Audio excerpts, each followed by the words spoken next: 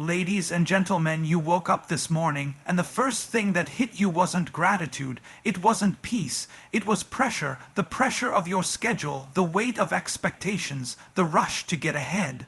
You already felt behind before your feet even hit the floor, and somewhere in the back of your mind, maybe you thought, I've got to do it all today, I've got to carry it all.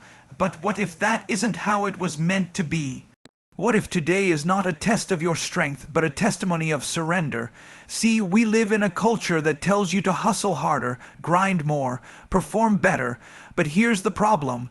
When you're operating from a place of self-sufficiency, you end up exhausted. You end up drained because you were never created to carry your day by yourself. You were never designed to wake up and think, it's all on me. That's not confidence, that's control disguised as confidence. And control is the fastest path to burnout. Some of us are so used to managing everything that we don't even realize we've stopped trusting the one who's supposed to guide us. You're planning your day down to the minute, and still, nothing seems to go the way you want it to. Maybe that's because it's not supposed to. Maybe there's a bigger plan at work today than your calendar can hold. When you hand your day over, you're not giving up. You're giving in to wisdom greater than yours, to timing that's better than yours. You're making room for grace to do what grit can't, and yes, I get it. You've got deadlines, you've got obligations, you've got people counting on you. But let me ask you this, when's the last time you started your day not with worry, not with a to-do list, but with surrender? Because here's the truth, how you start your day determines how you'll carry it. You don't start with your feet, you start with your faith, and I know it's hard. I know sometimes you feel like the only way to survive the day is to stay in control, but control is heavy and it breaks people. It breaks peace, it breaks joy. You don't have to fake it today. You don't have to force it today. There's a freedom that comes when you say, this day is not mine to carry alone. Some of you are walking into situations today you didn't ask for. Conversations you don't feel ready for. Battles you've already lost in your mind. But what if the point isn't to win everything today, but to witness something? What if you're being positioned for peace and don't even know it yet? Because when you let go of the pressure to perform, you make space for presence. Some of you are frustrated because the day isn't going the way you planned. But what if the interruption is the instruction? What if the detour is the direction? Sometimes what feels like a delay is actually a divine setup. What if the traffic jam, the missed call, the canceled meeting? What if that was grace in disguise? See, you think it's just a small thing, letting go of control for one day. But that small surrender could lead to a big shift. The way you approach the morning could change the way you see your whole life. We've been taught to hit the ground running, wake up, check the phone, scroll through emails, get into the mindset of attack. Get it done, make it happen, prove yourself, be productive. But let me ask you something, how's that working for your peace, for your soul? Because even when you win the day like that, you still feel like you're losing something. You feel tired, you feel anxious, you feel behind. That's because starting with strategy instead of surrender puts the weight of the day on your shoulders alone, and you were never meant to carry it by yourself. There's something powerful about starting your day with surrender. It's not weakness, it's wisdom. Surrender says, I don't know what's going to happen today, but I know who's with me in it. Surrender makes space for clarity in chaos. When you begin your day by letting go of the illusion of control, you invite strength that doesn't come from you. You begin in alignment, not anxiety. Most people wake up and immediately start reacting to texts, to news, to stress. It's a cycle that never ends because reaction is rooted in fear, but surrender is rooted in trust. It's not passive, it's powerful. It's choosing to believe that you don't have to figure it all out before your first cup of coffee, that you can be grounded before you go, that you can be still before you move. Surrender is saying, I don't need to know how it's all going to work out to believe that it will. It's a decision to align yourself with purpose before pressure has a chance to define you. It's setting the tone for the day with presence, not panic. Because when you start your day with surrender, you're not starting late. You're starting with intention, and intention always wins over impulse. Some mornings, surrender means admitting you don't have the strength to face what's ahead. But you're willing to walk into it anyway, trusting that strength will meet you on the way.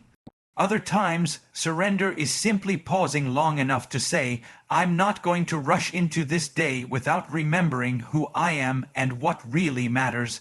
That pause might be the most productive moment of your day. When you start with strategy, everything becomes about execution. You measure the success of the day by what got done, who approved, what didn't go wrong. But when you start with surrender, you shift your focus. The day becomes less about outcomes and more about obedience, less about perfection and more about presence. You're not chasing significance, you're walking in it, and here's the truth. Surrender doesn't mean you won't have a plan. It just means the plan doesn't own you. You don't hold it so tightly that you can't be redirected. You're not so fixed on your idea of what should happen that you miss what's actually unfolding. Surrender gives you flexibility without fear.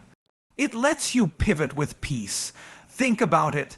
How many times have you been stressed out before the day even started because you were already trying to predict, prevent, and push your way through every obstacle you might face? But starting with surrender quiets all that noise. It centers you. It reminds you that you're not the source. You're connected to the source. So tomorrow morning, before the rush hits, before the inbox fills, before the pressure shows up, take one breath and one moment to surrender. Not because you're giving up, but because you're giving in to something better, something deeper, something stronger. That kind of beginning, that's where the real power is. We live in a world that celebrates control. Everything is about being in charge, having a plan, executing perfectly, and not letting anything fall through the cracks. Control feels safe. It feels responsible. But here's the truth. Control is exhausting. Control drains you. It keeps you in a constant state of tension because nothing is ever really under control. You can try to manage every detail, but life has a way of reminding you that you're not the one holding all the strings. That's why trust isn't just a spiritual practice. It's a survival skill. You think if you hold tighter, it'll get better. If you plan more, prepare more, anticipate every outcome, you'll feel peace. But that kind of peace is an illusion. It's built on circumstances behaving the way you want them to, and the moment something doesn't go your way, your whole sense of peace shatters. That's not peace, that's pressure. That's the pressure to be perfect, the pressure to never mess up, the pressure to always be in control of things that were never yours to begin with. Now, trust is different. Trust says, even if it doesn't go my way, I believe it's going to be okay. Trust says, even when I can't see the way forward, I believe I'll be guided. Trust doesn't depend on everything lining up perfectly. It's rooted in something deeper, something more stable than your circumstances. And maybe you're thinking, but if I don't stay in control, everything will fall apart. No, what's actually falling apart is you trying to hold it all together. Trust doesn't mean you stop showing up. It doesn't mean you stop being responsible. It just means you stop pretending that everything hinges on your ability to manage it. That's a heavy burden, and it's not yours to carry alone. Let's be honest, control is often fear in disguise. It's fear that if you don't handle it, no one will.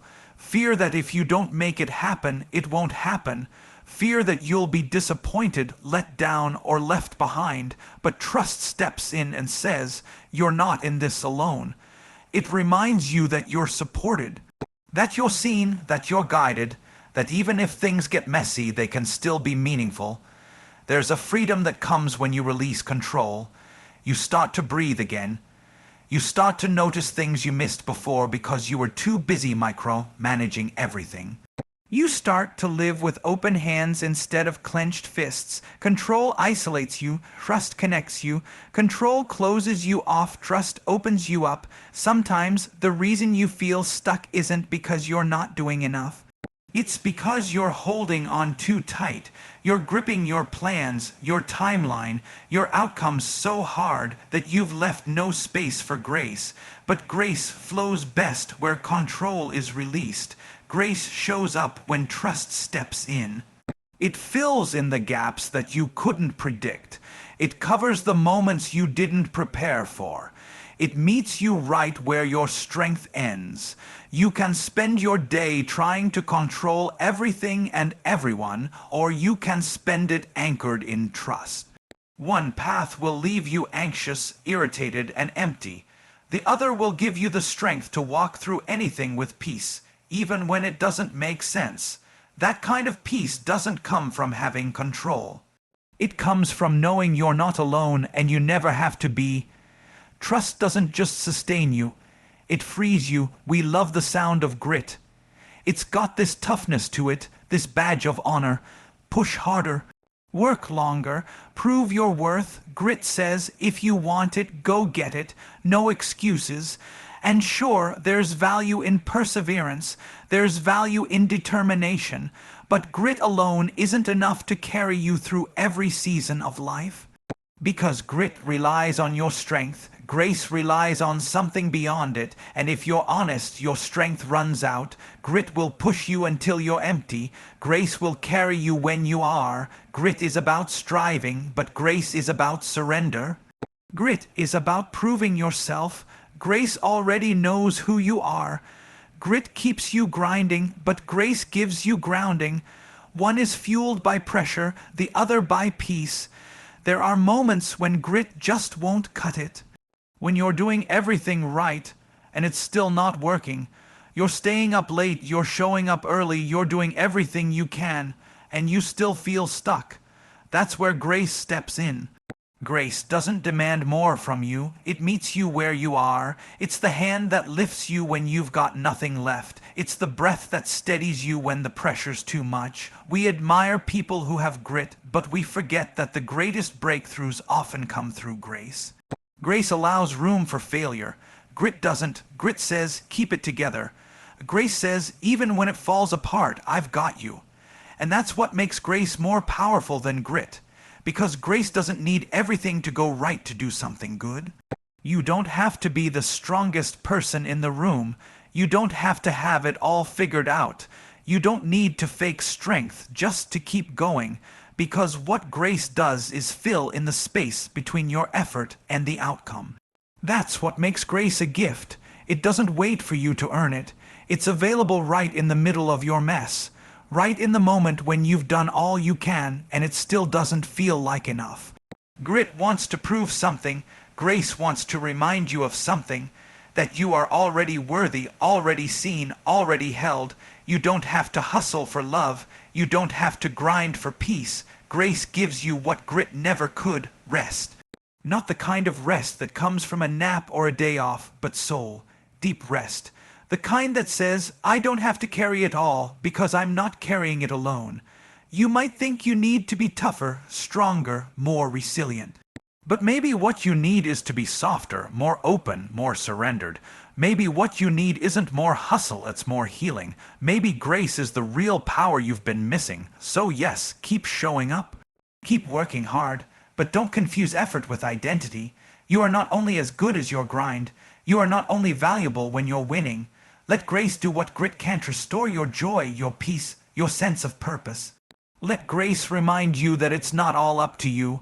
You don't have to force what's already been promised. Grace isn't earned, it's embraced, and that might just be the most freeing truth you could walk into today. Not that you have to be more, but that you can rest in knowing grace already is.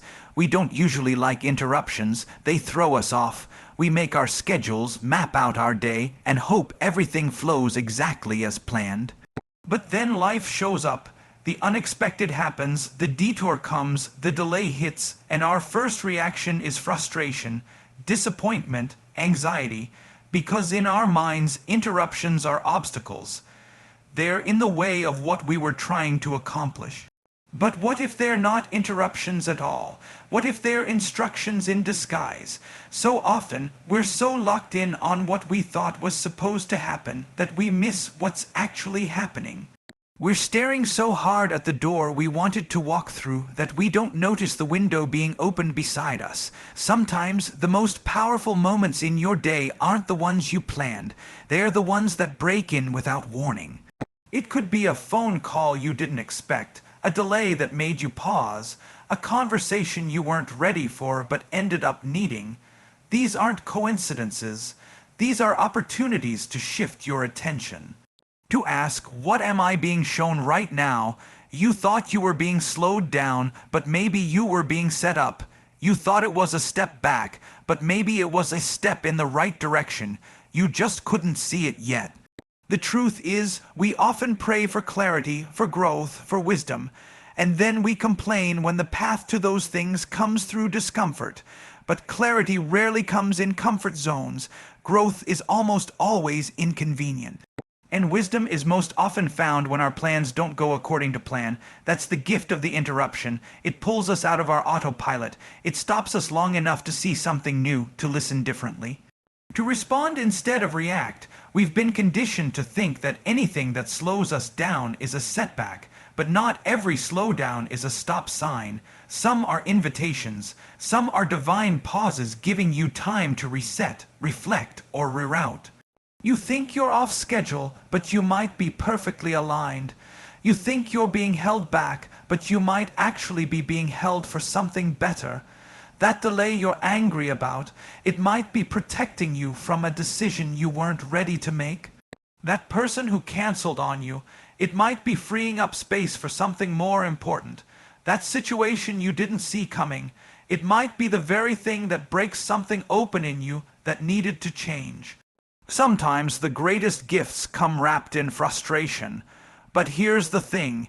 You only see the instruction inside the interruption when you choose to look for it. If you keep labeling every inconvenience as a problem, you'll miss the wisdom it holds. If you stay so focused on the plan that got disrupted, you won't recognize the presence in the moment that's unfolding. It takes humility to say, I don't like this, I didn't expect this, but I trust there's something in it for me. That posture creates space for perspective. And perspective changes everything. Suddenly, your day isn't about getting back on track, it's about discovering a new one. Suddenly, you're not trying to force your agenda. You're leaning into a bigger one. So the next time your day gets thrown off, pause, breathe, don't rush to fix it. Ask what it's trying to show you, because maybe the real breakthrough isn't in the meeting that got rescheduled, but in the moment of stillness that gave you clarity. Maybe the most important part of your day won't be what you planned, but what interrupted it. There's a weight that comes with trying to control everything. It's subtle at first.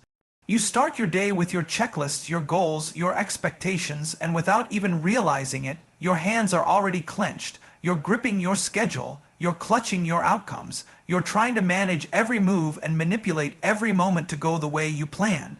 But the tighter you hold on, the more you lose your peace, because control creates pressure, but surrender makes room for purpose. When you let go, you're not giving up. You're giving space, space for wisdom to guide. Space for clarity to enter, space for joy to surprise you. Holding on too tight keeps your world small. It limits your vision. It blocks the unexpected blessings because your hands are too full with what you're trying to force.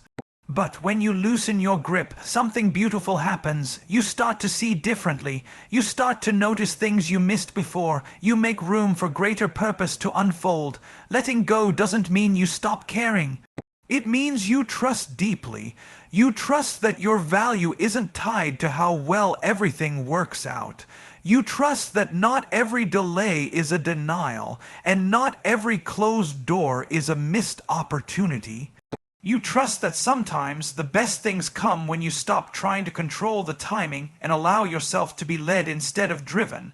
So many people are chasing purpose like it's something to find out there, like it's hidden in a promotion or buried in a perfect plan. But purpose isn't always in the grand moments. Sometimes it shows up in the simple act of surrender.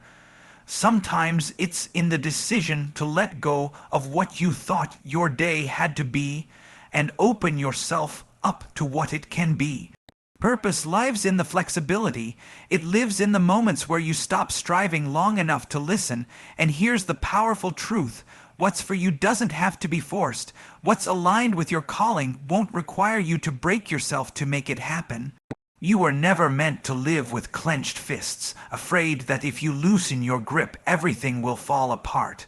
You were meant to live with open hands, trusting that what belongs in your life will stay, and what doesn't will make room for something better. When you let go, you're not losing control.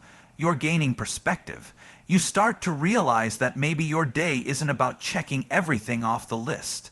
Maybe it's about becoming the kind of person who can handle what's coming next. Maybe it's about developing patience, resilience, gratitude. Those things don't grow when you're in a rush. They grow in the slow, surrendered spaces. Letting go is a mindset shift. It's a spiritual discipline. It's a way of saying, I believe something greater is at work here even if I don't see it yet. And that belief frees you. It frees you from fear. It frees you from perfectionism. It frees you from thinking you have to do it all on your own. Purpose flows best when you stop trying to be the architect of every outcome and start being a participant in a bigger plan. It's not about stepping back from life, it's about stepping deeper into it. With trust, with peace, with expectation that even the moments you didn't plan are leading you somewhere meaningful. So today, choose to loosen your grip, let go, not to lose, but to make room for what was meant for you all along. Sometimes the best thing you can do is pause, not because you're lazy, not because you're weak, but because you're wise enough to know that pace without purpose is just noise. We live in a culture that glorifies hustle. That says if you're not constantly moving, constantly building, constantly pushing, you're falling behind. But what if stillness isn't falling behind at all? What if it's the only way to actually catch up on peace, on clarity, on connection? Stillness isn't inactivity, it's intentionality. It's choosing not to rush into the next thing without checking in with your soul first. It's choosing to respond instead of react. It's choosing to align before you act. Because movement without direction is how we get lost. You can be busy and still be stuck. You can be in motion and still be going nowhere that matters. There's something sacred about slowing down enough to ask, why am I doing this? Who am I becoming in this process? Am I moving from peace or am I just moving from pressure? That kind of reflection doesn't happen in noise. It happens in quiet, in the margin, in the pause before the next decision. Too often we think the answer is doing more, add more goals, add more hours, add more strategies. But sometimes the most powerful shift in your life won't come from addition, it'll come from subtraction. From removing the distractions, the overcommitments, the pressure to prove yourself. Stillness creates space for that. It exposes what's real and what's just noise. It helps you separate what's urgent from what's important. And let's be honest, sometimes the reason we stay busy is because it's easier than being still. Because in stillness you have to feel, you have to face what you've been avoiding, the fear, the doubt, the unanswered questions. But stillness is where healing begins. It's where truth rises to the surface. It's where you remember that your value isn't found in your output. It's found in your being. Stillness also creates sensitivity. When you quiet the chaos, you begin to hear more clearly. You notice the small nudges, the quiet convictions, the gentle corrections, and those subtle signals. They can shift everything. They can change how you speak to someone, how you handle a conflict, how you make that big decision. But if you're always running, you'll miss them, because wisdom rarely shouts, it whispers. You don't need to fear stillness. You need to learn how to embrace it. Let it reset your mind. Let it recalibrate your heart. Let it remind you that you're not alone, and you never have to figure everything out in your own strength. Stillness is where you reconnect to your source, where you realign with what truly matters, where you stop trying to earn peace and finally allow yourself to experience it. It might feel counterintuitive to stop when everything around you says go, but strength isn't always in the stride, it's in the stillness, in that sacred space where clarity has room to rise and purpose has time to speak. It's in those quiet moments that transformation takes root. So if you're in a season where it feels like things aren't moving, maybe it's not a setback, maybe it's preparation, maybe stillness isn't the delay, it's the direction. Because when you pause, when you breathe, when you stop long enough to listen, you might just hear what you've been needing all along. And from that stillness you'll rise, not with stress, but with strength. Not with panic, but with purpose. The beauty of surrender isn't found in giving up, it's found in giving over. When you choose to let go of the need to control, when you release your grip on perfection, when you stop rushing and start listening, something shifts inside of you. Your day is no longer just about tasks and timelines. It becomes a canvas for trust, for grace, for presence. You start seeing divine moments in what once felt like distractions. You stop forcing your plans and start flowing in peace. Letting God take over your day is not about being passive, it's about being aligned. It's about waking up with intention, but walking through your day with openness. It's about realizing that your strength isn't the foundation. Your surrender is. The most powerful thing you can do today is not strive harder, but trust deeper, to recognize that you're not walking through this life alone, and you never were meant to. When you invite that divine guidance into the middle of your mess, your routine, your plans, you create space for the supernatural to meet the practical, for the unseen to shape the seen, for the peace that passes understanding to calm your chaos. That's not weakness, that's wisdom. So take the pressure off, loosen your grip, pause long enough to hear what's really speaking to your soul. Because the moment you stop carrying your day on your shoulders and start placing it in greater hands, that's the moment your ordinary becomes extraordinary. Now go live today, not just by your plan, but by purpose. Let God take over your day.